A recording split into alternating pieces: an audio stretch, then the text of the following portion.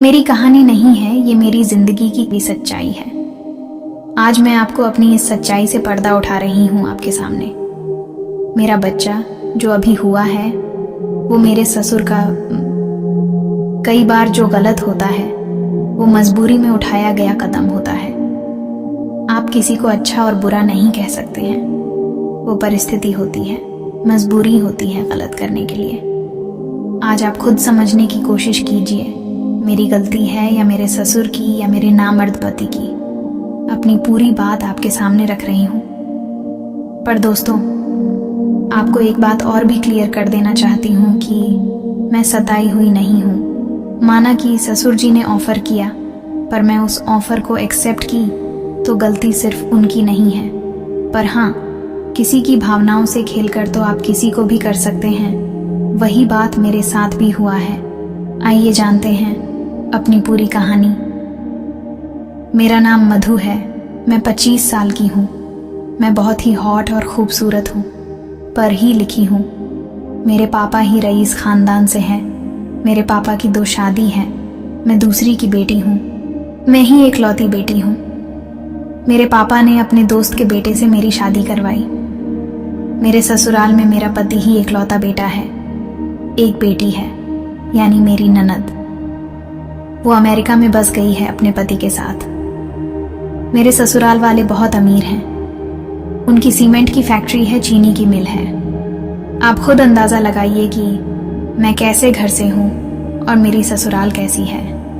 मैं शुरू से ही खर्चीली और घुमक्कड़ किस्म की लड़की हूँ। मुझे एंजॉय करना बहुत पसंद है। ससुराल में जब आई तो मुझे किसी चीज की रोक टोक नहीं हुआ। मैं यहाँ भी बिंदास रहने लगी। पर एक चीज की जो कमी थी वो था मेरा पति। मेरा पति का सुख नहीं दे पा रहा था। वो मुझे वो नहीं कर पा रहा था। इसका कारण था उसका कार एक्सीडेंट। इस वजह से ही सब दिक्कत थी। उसका ब्रेन भी ज्यादा काम नहीं करने लगा था। पर कोई पकड़ नहीं पाएगा जैसा उसका व्यवहार है। मैं भी इसी में फंस गई कि लड़का अमीर है, मैं और भी ज्यादा मजे करूंगी। उसने आज तक कभी कुछ नहीं किया था। मैं खुद उसके सामने जाती, पर वो कुछ नहीं कर पाता था। मैंने सब कर लिया, पर कोई फर्क नहीं पड़ता। एक दिन मैंने उसको कहा, जब तुम मुझे कर नहीं सकते तो मेरे से क्यों शादी किया?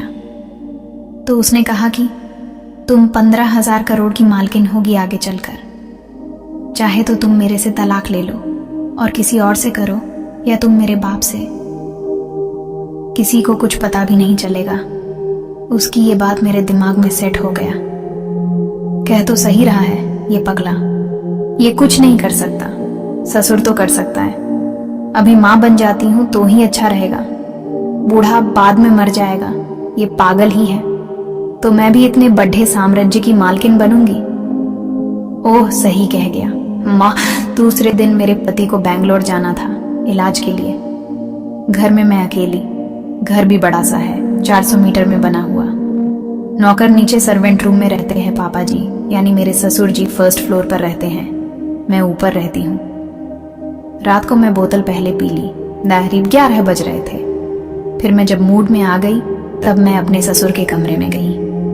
वो भी पी रहे थे और टैब चला रहे थे। एक नजर से चुपके से देखी तो वो अपने टेब में कहानी पढ़ रहे थे। मैं समझ गई कि बूढ़ा भी कहानियां पढ़ने का मजे लेता है। मैं समझ गई फिर तो ये बहू की ही कहानी पढ़ता होगा। जैसे ही उसने मुझे देखा तो बोला, तुम क्या कर रही हो यहाँ? मैं बोली, आज आपसे बात करने आई हो। मैं आपको वारिस नहीं दे सकती। ससुर जी, क्यों? आपका बेटा मुझे वो कर नहीं सकता। ससुर, तो मैं दे देता हूँ बेटा। इतना सुनकर मुझे खुशी भी हुई और दुख भी हुआ। खुशी इस बात की बात बन जाएगी और दुख इस बात की कि मैं एक बाप के उम्र की आदमी के साथ। पर आगे के लिए मेरा भविष्य अच्छा था, इसलिए मैंने उनकी बात को मान लिया। मैं तभी उनको अपने कमरे में आमंत्रित की। वापस अपने कमरे में आकर अपने कपड़े चेंज की। एक लाल कलर की नाइटी जो मैं हनीमून पर खरीदी थी, पर कोई फायदा नहीं हुआ था। आज उद्घाटन करने का मौका मिल गया। ससुर जी मेरे अभी भी मस्त और जबरदस्त हैं। उम्र ही ज्यादा है, पर अभी जवान है। उस दिन के बाद से मुझे 2 टाइम देना शुरू किया।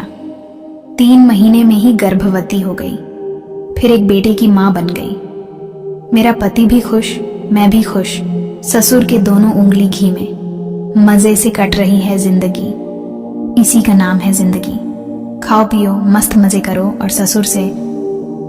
आजकल मेरा यही रूटीन है। एक BMW गाड़ी मुझे गिफ्ट में मिला जब मैं माँ बनी। आप खुद ही बताइए क्या गलती है मेरी और गलती है किसकी है? क्या गलत कर रही हूँ? आप भी सोचने पर मजबूर हो जाएंगे।